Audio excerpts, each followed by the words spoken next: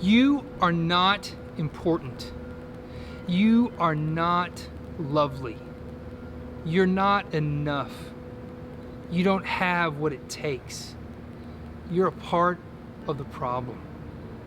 You know, we have all heard toxic messages like these. I've been hearing these kinds of messages most of my life. Turns out that not everyone in our lives has always had love to give. And when we were not getting the love we needed, we were sometimes being hurt. Unfortunately, each time we've been hurt, it's like a brick being added to a wall around our soul.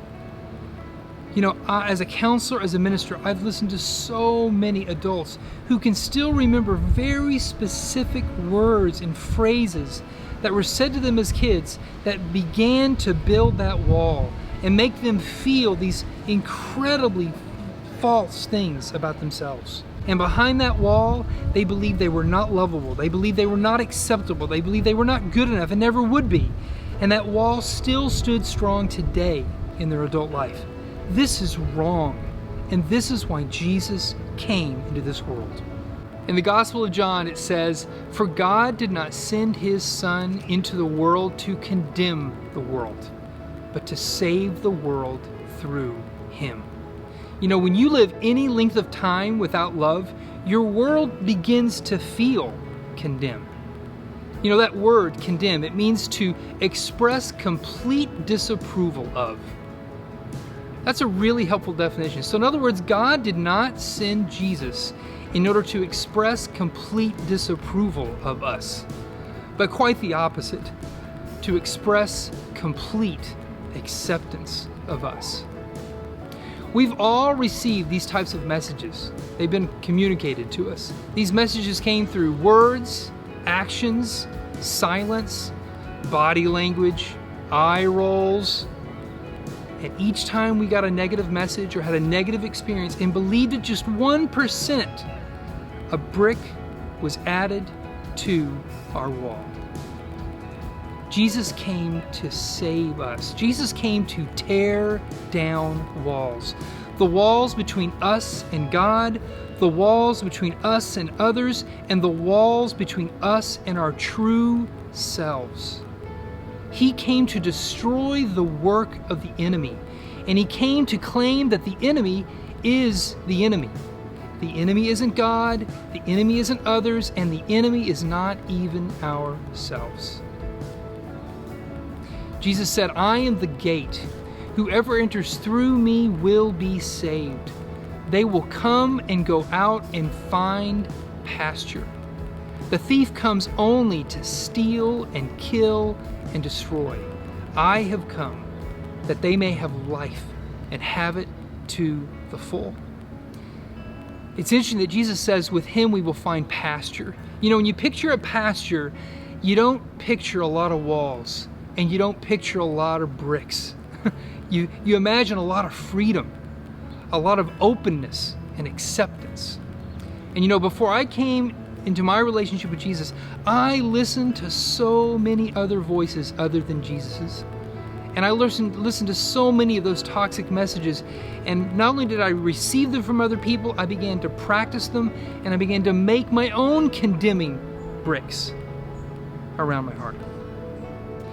Jesus said, "You have heard that it was said, 'Love your neighbor and hate your enemy.'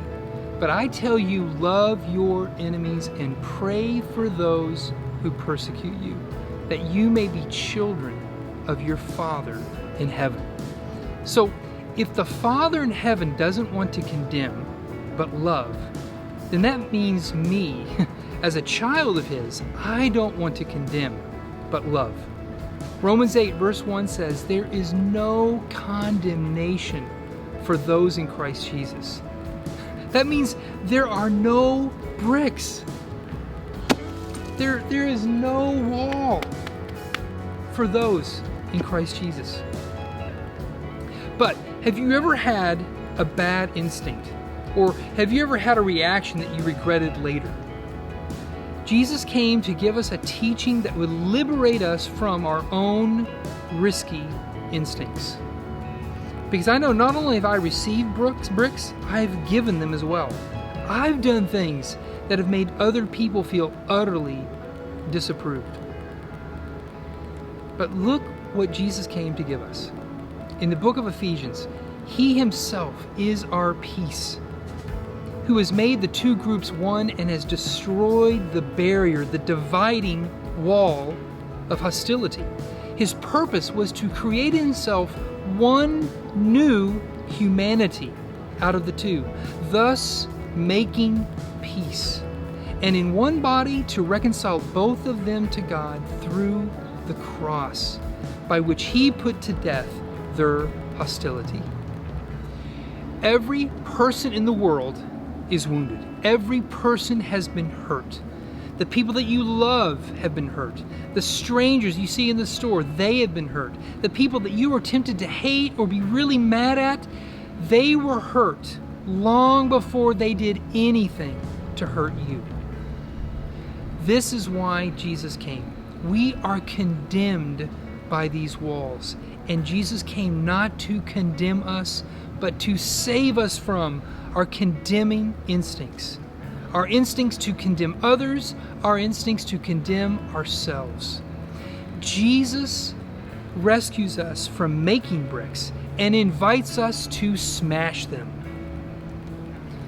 Someone's rude, but you decide to love them and treat them with kindness.